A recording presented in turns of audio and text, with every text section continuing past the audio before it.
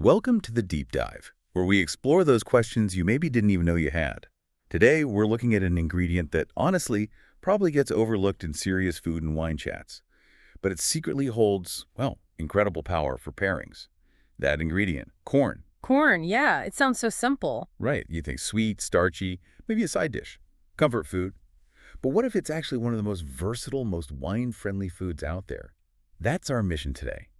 To explore how corn's basic nature makes it this amazing canvas for wine, turning everyday stuff, even street food, into something really special. It's so true. People often just don't think about corn with wine, but it's a total hidden gem. The key thing really is how its own qualities create this neutral-ish but still distinct base. It lets a huge range of wines just, well, shine. It's less about finding a simple match and more about lifting both the food and the wine. I have a sommelier friend, Sarah, who always tells guests, she says corn dishes are secretly some of the most wine-friendly foods out there. It always sticks with me. Okay, I'm intrigued. So what is it about corn? What are these unique qualities that make it so adaptable? Well, there are a few key things happening. First, that natural sweetness. It's not just about taste. That subtle sweetness actually does this amazing job balancing out acidity in lots of wines. It just creates this really nice harmony. Right. Then you've got the starchiness, the body. It gives it a kind of richness, a texture. That means it can actually stand up to some pretty bold wines without just disappearing. It gives the pairing some grounding. Okay. And finally, it's just so versatile. It takes on other flavors like crazy, creamy, grilled, spicy, whatever. But the corn flavor itself, it's usually subtle enough not to stomp all over delicate wine notes. It's a remarkable ingredient. That adaptability, that's what we're celebrating today. We're going to dig into some fantastic pairings, some really unexpected ones too. Get ready to, well, expand your palate and maybe how you think about corn. All right, let's start with something that just feels like summer. Mexican street corn. Oh, Lote. You know, that char-grilled corn, all smoky and sweet and slathered with creamy mayo, tangy cotija cheese, bright lime, a kick of chili. It's just an explosion. Perfect outside food. Oh, absolutely. And for a dish with that much going on, a really crisp Sauvignon Blanc is just perfect. And thinking about where it comes from, I lean towards maybe New Zealand or Chilean Sauv Blancs. They often have these really punchy citrus notes, sometimes even a green herbaceous thing going on. So why specifically that kind of Sauvignon Blanc with elote? What's the magic there? It's more than just liking white wine, right? Oh, definitely. That bright acidity you get in, say, a kiwi Sauv Blanc, it just slices right through the richness of the mayo and the cheese, cleans everything up. Okay, like a palate cleanser. Exactly, stops it from feeling heavy. But the really cool part is how the wine's own citrus notes, think grapefruit, maybe lime zest, they perfectly echo and even boost the lime and chili on the corn. It creates this like flavor loop, and sometimes you get that slight grassy or herbal note in the wine that plays beautifully with the smokiness from the grill. It's got layers. That's a great example how something pretty casual, street food even, can create this really quite sophisticated pairing with the right white wine. The pieces just fit. Okay, let's switch gears. From bright summer vibes to something more comforting. A hug in a bowl, creamy corn chowder. It's got that luxurious, indulgent feel, right? Rich, but still built around that sweet corn. Perfect comfort food. And for that kind of indulgence, a buttery Chardonnay is a natural fit. I'm thinking medium-bodied, maybe California, maybe Australia, somewhere it's seen bit of oak. A bit of oak? Yeah, the key is some oak. Enough to get those subtle vanilla, maybe toasty notes, but not so much it tastes like you're chewing on a barrel. We're aiming for textural harmony. Textural harmony. I like that phrase. Explain that a bit more. How does the chowder's creaminess work with the Chardonnay? Sure. So a good corn chowder, especially if you blend some of it to make it extra creamy, has this lovely, rich, almost velvety feel in your mouth. Right. A buttery Chardonnay, one with that nice malolactic conversion and maybe some lees stirring, it has a very similar mouthfeel. They feel like they belong together. And then those subtle oak notes, vanilla, maybe a hint of spice they actually pick up on and enhance the corn's natural sweetness. It's like they share these flavor compounds, sort of bridge. Huh. Interesting. So both the soup and the wine feel really comforting and indulgent, but neither feels heavy. They just make each other better. That really drives home how a thoughtful pairing can take even simple comfort food and make it feel special, memorable. All right, let's move towards something a bit more, maybe rustic, but still elegant. Silky corn polenta with an earthy mushroom ragu. It feels like a main course, you know. Robust, really satisfying. Definitely. And for this, a medium-bodied Pinot Noir is just the ticket. You find great ones from places like Oregon, Burgundy, New Zealand too. They're known for those smooth, silky tannins and red fruit, but often with this wonderful earthy undertone. Earthy Pinot Noir. Okay, so how does that connect with creamy polenta and that rich mushroom sauce? What's the synergy there? It's a really cool connection. Pinot Noir, especially from those regions, often has what people call forest floor notes. Forest floor. Yeah, like damp earth, mushrooms, sometimes even truffle hints.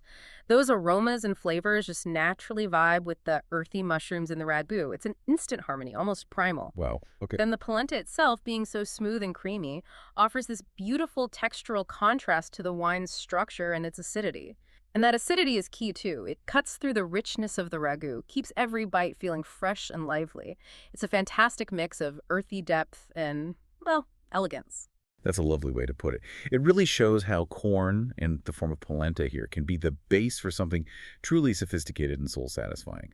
Shows its range again. Okay, now for something that might raise a few eyebrows, maybe unexpected. Cornbread. Just good old cornbread. It has that unique, sweetmeat, savory thing, sometimes a little spicy. Where do you go with wine for that?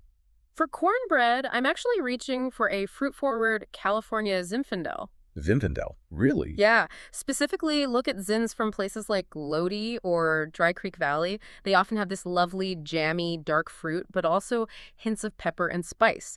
It might sound a bit out there, but trust me, it works. Okay, sell me on it. Why do cornbread and Zin become friends? What's happening? Well, first, that slight sweetness you get in cornbread, especially if it's got a touch of honey or maybe molasses, that actually helps tame Zinfandel's often big fruit and sometimes higher alcohol. It provides a nice counterpoint, softens it a bit. Then, the wine's own jammy berry notes, blackberry, plum, that kind of thing, they really complement any honey or maple you might drizzle on the cornbread. It's a natural fit. And here's a key thing. If your cornbread has extras like maybe jalapeno or cheese mixed in, Zinfandel often has this peppery, spicy finish itself. So it just integrates beautifully with those savory or spicy elements in the cornbread. It becomes this really dynamic, comforting pairing. I can totally see that now, especially, like you said, with the fruit and spice. Yeah. It sounds like it would be amazing alongside barbecue or grilled meats, too. The whole plate comes together. Exactly. It rounds out the meal. Okay, let's take a trip down south for another classic, but with maybe a touch of coastal class. Shrimp and grits. Another corn-based wonder. Creamy, often cheesy grits, topped with gorgeous garlicky shrimp. It's comfort food, but feels a bit elevated, too. Oh, shrimp and grits, fantastic. And the perfect partner here, a dry, crisp rosé. Rosé. Oh, Yeah, think Provence style or maybe a Spanish rosado, something with bright acidity, maybe some nice minerality. And this is a pairing that works anytime, brunch, lunch, dinner. Great pairings don't really care about the clock. so you mentioned refreshing contrast before. How does that play out with shrimp and grits and rosé? The magic is totally in that refreshment factor. The rosé's bright acidity just cuts right through the richness of those creamy, maybe cheesy grits. Right, cleanses the palate again? Exactly. It stops the dish feeling heavy, makes every bite taste fresh. And then the wine's subtle red fruit notes, like delicate strawberry or maybe raspberry, they complement the natural sweetness of the shrimp beautifully. Ah, nice. It's this lovely little dance between the rich grits, the sweet shrimp, and that essential bright acidity from the wine that just keeps everything balanced and makes you want another bite, another sip. That really shows how the right wine can highlight that subtle sweetness in corn dishes like grits while giving you that pop of contrast you need. Yeah. A winner.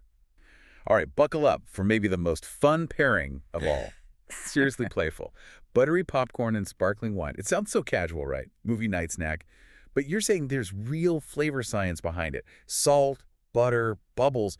It's more than just fun. Oh, absolutely. It's sophisticated fun. And pretty much any bubbly works here. You could go fancy with champagne or grab an affordable Prosecco or Cava. The key thing is those bubbles doing their job. It's such a great reminder that sometimes the best wine moments are the most relaxed ones.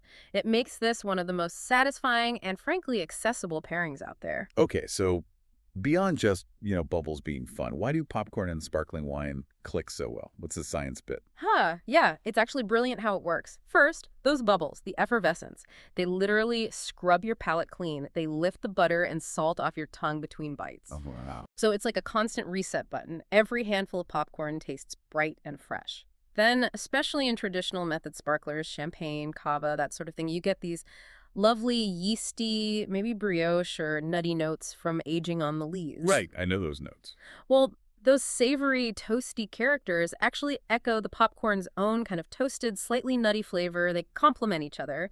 And finally, the super high acidity in sparkling wine does a fantastic job cutting through the richness of the butter or olive oil, stops it feeling greasy. It's just smart, simple, and delicious. It really is proof that great pairings can pop up anywhere, even just relaxing on the sofa. Sophisticated doesn't have to mean stuffy. So thinking back over all these elote, chowder, polenta, cornbread, grits, even popcorn, it's crystal clear that corn dishes open up this huge range of possibilities for wine. Absolutely. What really stands out is just how consistently corn's natural sweetness, that starchy body, and the way it adapts to other flavors makes it one of the most genuinely wine-friendly foods we have. It's definitely an unsung hero in the pairing world. And connecting that back, it really highlights how crucial balance is in food and wine, doesn't it? Corn dishes seem to hit this perfect middle ground. They're substantial enough for bolder wines, but they're also subtle enough not to overwhelm more delicate ones. Whether it's grilled corn in summer or a hearty winter chowder, there's a Sure. wine ready to make it even better. Yeah, and that brings up a point for you listening right now. Don't be afraid to experiment. Go beyond just what we talked about today. The principles are the same, thinking about sweetness, acidity, richness, texture. You can apply that to tons of other recipes and wine styles. Trust your own taste, have fun with it, see what you discover. That's where the real learning happens, right? Applying the knowledge. That's a great point.